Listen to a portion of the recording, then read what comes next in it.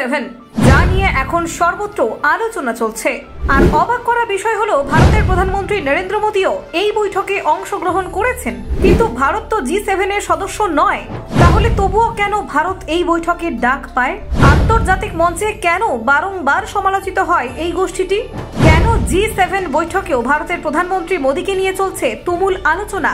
শুধু আলোচনায় নয়, G7 বৈঠকের রীতিমতো দাবদাবা রয়েছে নরেন্দ্র মোদীর। কিন্তু কিভাবে? ভারত তো সদস্য নয় G7 এর, তাহলেও সেখানে কেন চলছে নরেন্দ্র মোদীর দাবদাবা? দেখুন, বর্তমান বৈশ্বিক রাজনীতিতে একটি গুরুত্বপূর্ণ নাম হচ্ছে G7 অর্থাৎ গ্রুপ অফ 7। এটি এমন একটি গোষ্ঠী যেখানে বিশ্বের 7টি প্রধান অর্থনৈতিক শক্তিধর দেশ একত্রিত হয়ে বৈশ্বিক নানা ইস্যু নিয়ে আলোচনা করে এবং সিদ্ধান্ত গ্রহণ করে।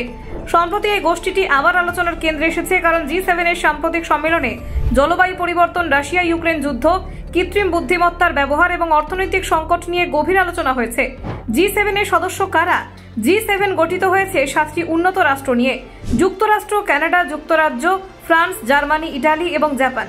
যদিও ইউরোপীয় ইউনিয়ন G7 এর পূর্ণ সদস্য নয়, তবে দীর্ঘদিন ধরেই এই গোষ্ঠীর প্রতিটি সম্মেলনে তার প্রতিনিধিরা উপস্থিত থাকেন এবং সক্রিয়ভাবে অংশ নেন। এই গোষ্ঠীর জন্ম 1970-এর দশকে, যখন বৈশ্বিক মুদ্রাস্ফীতি ও জ্বালানির দাম বৃদ্ধির ফলে অর্থনৈতিক অনিশ্চয়তা দেখা দিয়েছিল।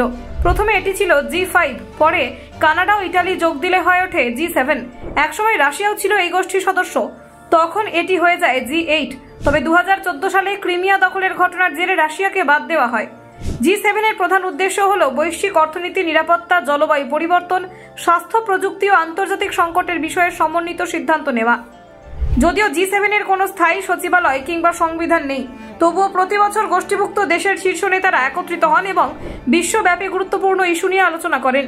বিশ্বজুড়ে অর্থনৈতিক মন্দা, মহামারী বা যুদ্ধ পরিস্থিতিতে এই গোষ্ঠীর দেশগুলি যৌথভাবে প্রতিক্রিয়া জানায়। যেমন কোভিড-19 মহামারীর সময় G7 এর দেশগুলি ভ্যাকসিন গবেষণায় বিনিয়োগ করেছে এবং দরিদ্র দেশগুলিকে আর্থিক সাহায্য দিয়েছে।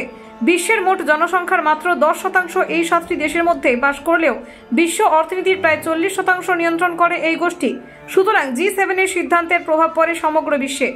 বিশ্ব রাজনীতিতে কোথায় যুদ্ধ হবে, কোথায় শান্তির উদ্যোগ নেওয়া হবে, কোন দেশের উপর নিষেধাজ্ঞা আরোপ করা হবে, এই সব সিদ্ধান্তে G7 এর ভূমিকা গুরুত্বপূর্ণ। উদাহরণস্বরূপ, রাশিয়ার বিরুদ্ধে অর্থনৈতিক নিষেধাজ্ঞা আরোপ বা ইউক্রেনকে আর্থিক সাহায্য পাঠানো, এইসব ক্ষেত্রে G7 সক্রিয়। ভারত G7 এর সদস্য না হলেও বহুবার এই সম্মেলনে অতিথি দেশ হিসেবে যোগ দিয়েছে। 2023 সালে সম্মেলনে প্রধানমন্ত্রী নরেন্দ্র মোদী অতিথি হিসেবে উপস্থিত ছিলেন এবং জলবায়ু পরিবর্তন ও প্রযুক্তি উন্নয়ন ঘিরে বক্তব্যও রেখেছিলেন। ফলে ভারত সহ অন্যান্য উন্নয়নশীল দেশগুলির দৃষ্টিকোণ থেকেও এই ফোরামের গুরুত্ব রয়েছে। অনেকেই প্রশ্ন তোলেন, যেখানে G20-র মতো একটি বড় ফোরাম রয়েছে, সেখানে G7 এর প্রয়োজনীয়তা ঠিক কি? Bureau report, Bangla digital TV.